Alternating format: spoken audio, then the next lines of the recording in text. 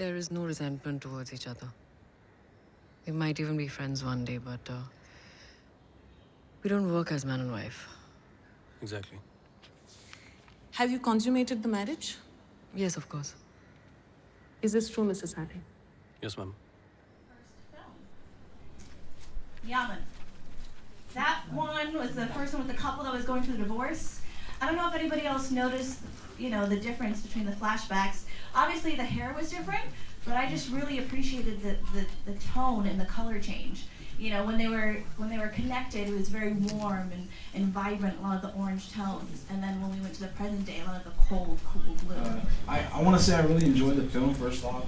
I really enjoyed the cinematography. I loved how it was you were almost immersed in it, and to show how personal and traumatic it can be for someone who's experiencing that, for someone who's going through that, and just to kind of help personify the situation and really how personal it is and how you can work through it and still be all right.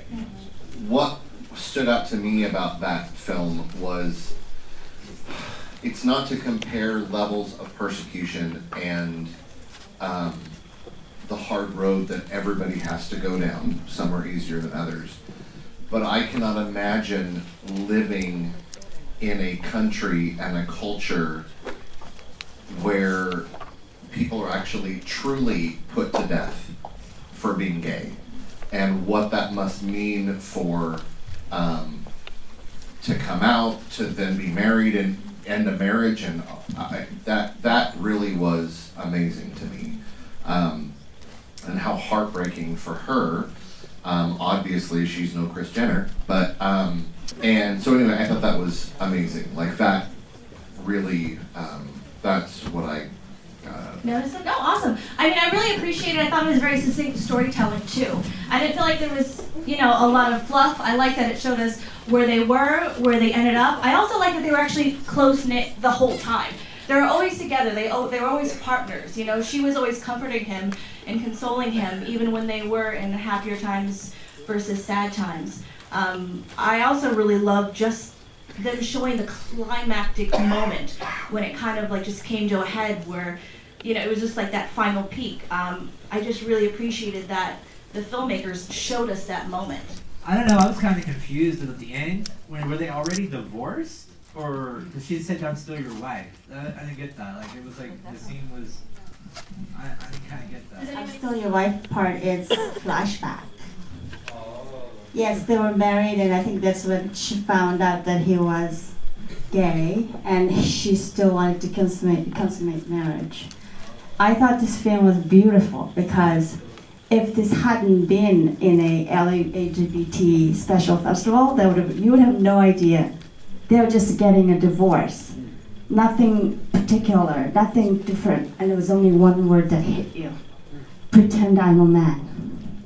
That's wow.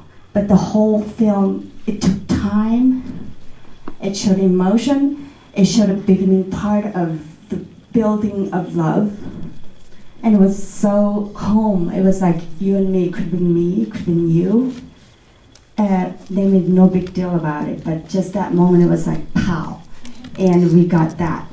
And it was just so beautifully put it together, and just magical. I loved that film. Actually, we come from the same country where this kind of film is based, and what all you said is really true. The movie was shot and really beautifully, tried to portray really what happens back there.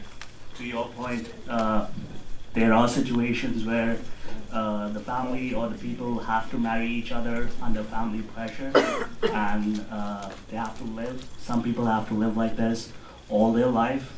In fact, I know people who have been living their life like this. They don't come out, but now things are changing a little bit in cities and all that. So it's really beautiful the way the movie have been shot.